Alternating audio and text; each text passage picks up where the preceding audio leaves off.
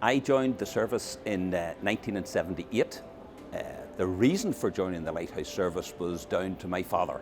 My father was a lighthouse keeper. In 1978, when I was just turned 17, I left school very quickly, couldn't wait to get out the gates, and I joined the Lighthouse service. I was based at the Bailey Lighthouse in Howth, County Dublin there. It was the start of 15 years of moving from lighthouse to lighthouse round the island of Ireland, and it was a great experience to have.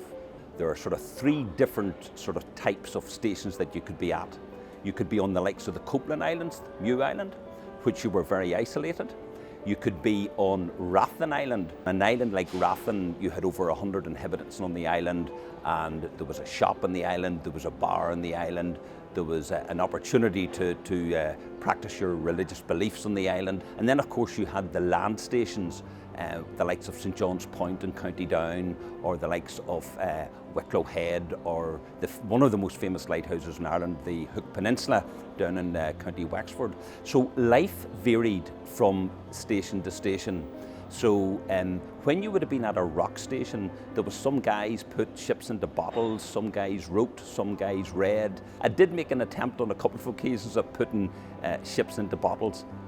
They ended out more being like shipwrecks in a bottle by the time I was finished with them. The question then remains, what do we do with these lighthouses, all 85 of them that circulate around the island of Ireland? And it makes sense, fundamental common sense, that we make the maximum use of these lighthouses. And one of the practical uses being made of Mew Island by removing the optic from Mew and bringing it to Titanic, I think is absolutely excellent.